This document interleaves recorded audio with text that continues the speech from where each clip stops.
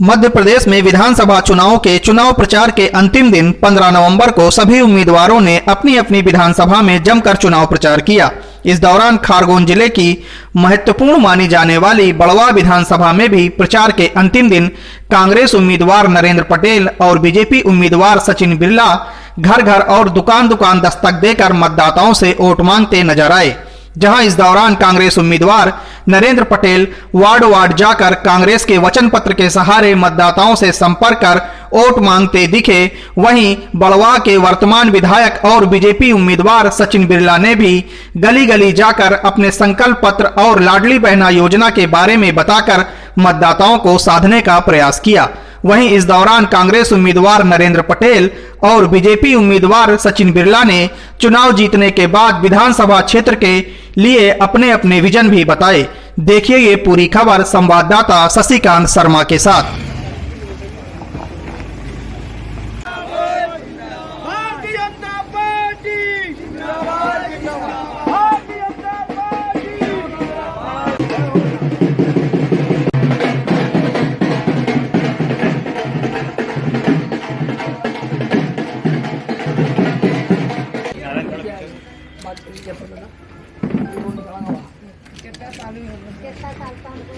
बड़वा विधानसभा में 20 वर्षों में न तो कोई बड़ी योजना लेके आए हैं, न मुख्यमंत्री से स्पेशल पैकेज बनवाए हैं। हम लोग चाहते हैं कि बड़वा शहर में सीमा वृद्धि करें, जिससे कि जो आसपास के ग्रामीण के क्षेत्र कुछ गांव जुड़े हुए हैं, टोकी है, बावड़ी खेड़ा है, खेड़ी रूपाबेड़ी है, खेड़ी घाट है, दशहरा मैदान है, जो बड़वा से बिल्कुल लगा हुआ है। इस तरीके को इसको सीमा वृद्धि करके बड़वा शहर को वार्ड बढ़ाकर और बड़वा के आसपास के ग्रामीण क्षेत्र जो जुड़े हैं उसको बड़वा में जोड़कर उसका विकास कराने का काम करना चाहिए। दूसरी बात यह है कि काटकुट क्षेत्र में नर्मदा जी का जल सिंचाई के लिए आवश्यक लाना चाहिए।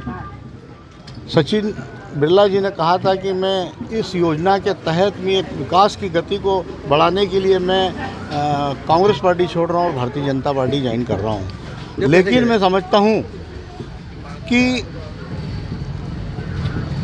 वो जो नर्मदा जल का पाइपलाइन वो है, उसका 8 दिन के अंदर उन्होंने घोषणा की थी कि मैं उसका भूमि पूजन कर दूंगा, लेकिन चुनाव आ गए और 3 वर्ष हो गए लेकिन आज तक भूमि पूजन नहीं हुआ। आपके सामने काफ़ी चुनौती है, जो कांग्रेस छोड़कर गए वही लोग आपके सामने चुनाव मैदान में, भाजपा कैंडिडेट हो या फिर जो बहुजन समाज से लड़ रहा, दोनों ही कांग्रेस से गए हुए लोग।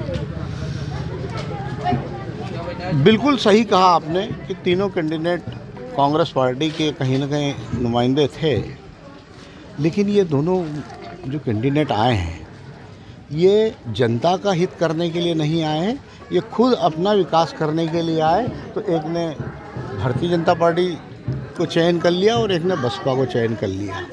इन लोगों की मानसिकता थी कि हम 5 वर्षों में विधायक बने और उनको ऐसा लगा कि हम लोगों को किसी प्रकार का, जब सरकार बदली तो हमारा लाभ नहीं दिख रहा था, इसलिए सचिन बिरला ने अपना निजी स्वार्थ समझकर बड़वा विधानसभा के मतदाता भाइयों से जो प्यार और स्नेह मिला था उसको उनके साथ छलावा किया है। क्या लग रहा है, जीत को लेकर कितने आश्वस्त हैं?